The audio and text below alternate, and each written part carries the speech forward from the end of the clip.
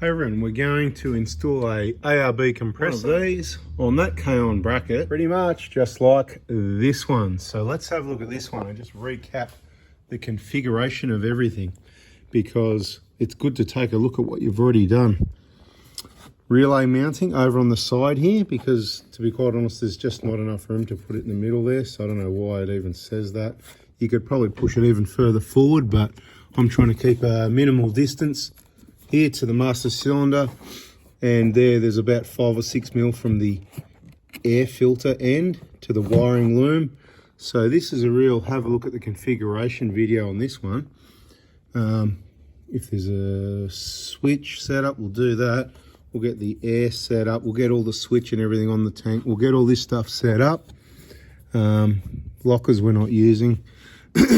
You can see the wiring down there. There's the compressor plug just there. Probably better with a light on, right? Excuse me, allergy city.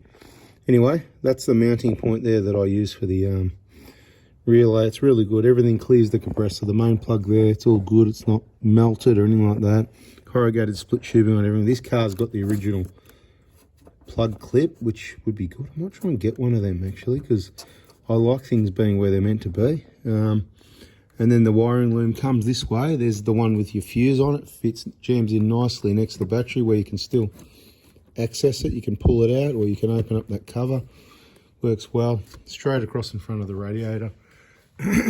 Well, I hope so. Here it is here. That's the compressor wire. And you can see the two joined together with the supply terminal, and obviously one onto the battery there. Beautiful.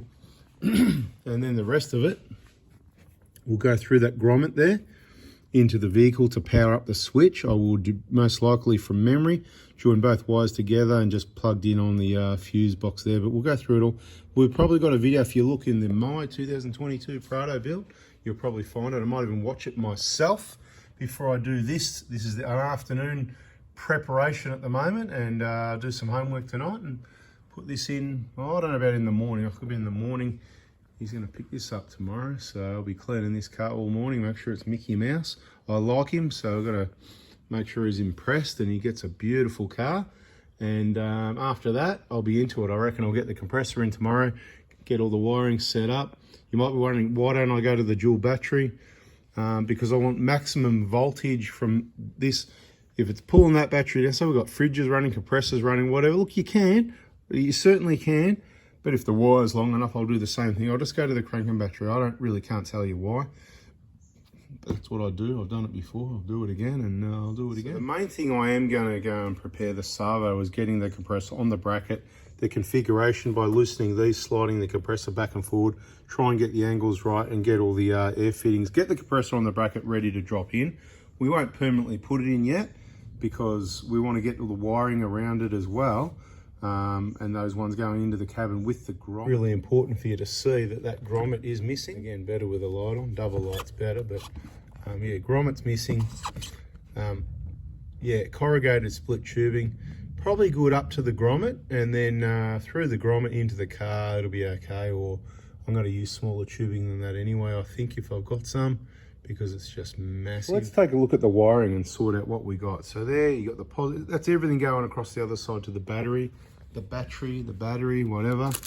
This is just so that nice and long, so you can feed it into through the hole into the cabin to put your switch in there if you want. And you can do that if you like. I just don't need to have the switch inside. I'm going to pop the bonnet to use the air. I'm happy to switch it on there. When I disconnect the airline, switch it off again. It suits me, so that's why I do it this way. So we can fit that plug onto there. If we really want to get motivated, we can shorten all this wire and get rid of it, but I'm not going to worry about it. I'll just roll it up. Then it's more universal for next time. Say we do change your plans, take it out. So anyway, fit the pins on the plugs. It'll be in the instructions where they all go. This is your main ones on the compressor. Your relay goes there. That's going to be your pressure switch. These ones are going to be for your lockers that we're not going to use, and that's your main power, something along those lines. But we'll soon figure it out when I go to plug it all in. That's about it. It's not too complicated until you get to this other wiring loom. This is the one that plugs in on that plug we've got to fit off, right? This would be inside the vehicle normally. You've got what they call, I haven't looked at the instructions yet, isolating switch. So that's your switch, right, that we're going to be using. And these are switch 1, switch 2. That's going to be your lockers, right? So locker 1, locker 2, but we're not going to use it. The blue and the red one is going to be to power up the switch so that it actually works. And the other one for the illumination of the switch, I'm going to guess the blue and the red here. So we'll probably just join those. I'll either get rid of one or just roll it up and not use it. Or what I'll most likely do is join the two together and connect those to a wire that I put through, probably using the one that's there. Actually, I'll probably actually use that wire that was there for I think it was there for a brake, not a brake controller, for the DC charge, you know, the power wire, because someone thought they needed it. So that wire, it's decent. I'll pull it through with another one for my USB power and pull it through and pull it back and all that sort of thing, but put the grommet in there, all that. But I will wire this one to one of those, so that when the accessories power comes on, whatever, the compressor's available basically anytime the engine's running. All right, so that's what's going to happen with the wiring. Let's have a look at this. This is all the supply gear. This is the KAON gear. You can see the website and the numbers for the compressor bracket for the 150 Prado, and for the switch if you want it under the bonnet like I do. There's the bracket, there's the switch bracket. It just replaces however it goes anyway, on the front here from memory somewhere anyway. I'll work it out in a minute. Don't forget to take these red caps off. There's 2 of them. People forget and they block things up, right? I think, where's the other one? At the end here, air filter goes on there. People don't put the air filter on, they just put the compressor in that. I wonder why they blew it up. Obviously that's the outlet. There's gonna be, actually we're gonna need, that's where you need stuff from the pump up kit. Hardware from there to go on there, because you can see you've got a pressure, you've got a switch, a relay pressure. I mean, it's not even really kind of complete. Even, it's not just that you need the hose, it's, you know, there's components in here you need to, I'll get them out of the box. Got a new chuck because the other ones were problematic. So, you know, just push on and pull to release it. So that's a bit of an upgrade. I heard there's a new compressor coming from ARB. So if you're not happy with this one, sit tight. There could be something coming, and but I'm happy with it. Especially now that I'm the expert rebuilding them and all that. But yeah, obviously you need that and this to make it all happen. So you do certainly need the pump up kit or the air up kit, those components to even finish this install. So I'm going to get all this together. It's pretty straightforward, as I said. We'll get it into one piece and we'll chuck it in. Okay, time to get on with it. One thing to note, see the mounting of the compressor bracket? The bottom black bracket is sitting in a little bit from the KAON bracket, and at the front it's sitting out just a little bit, right? So the angle of the compressor is kind of like that, exaggerated, compared to the bracket to get it to slot in there. Now, I don't know why I do this, because you don't need to. I just like to use up what came with it, otherwise it's going to sit around. So I've used the I don't know what you call those head bolts. They've got the squares in them, so it'll sit in the slots. You won't have to hold it while you tighten up this end. And I've put the plate, it's probably called a compressor plate bracket or something like that. Again, haven't looked in the book. I'll do that soon. And I don't know why. It's a weird sort of setup, the way they've got this bracket, but they've got that bracket, and I don't know why. I don't know. Have I not looked before, or is it not really clear about what it's for? But you know what? I just put it there to get rid of it, and then I know where it is. The washers came with it. I'm going to use those. The nylocks came with it.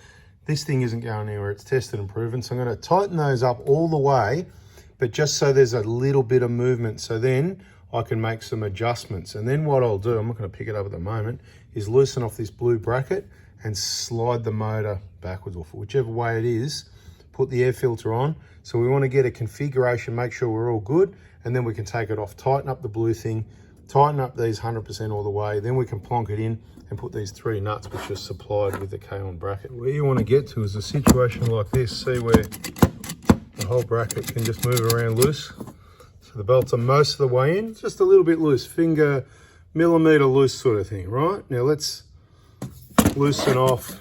This is not going to sit like that flat too well because the car's not flat.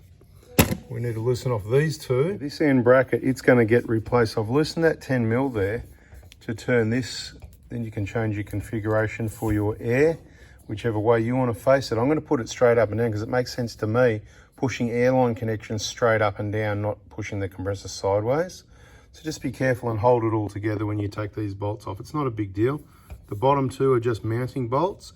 These other ones are your main end pulling the compressor motor apart.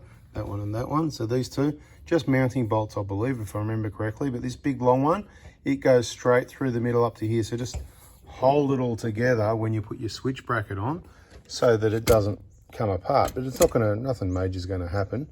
And what I'm doing now is using the Allen key to loosen those, or hex should I call it, hex bolts. It's a hex 4, H4. Okay, so that's a bit loosened off, and I'll just show you.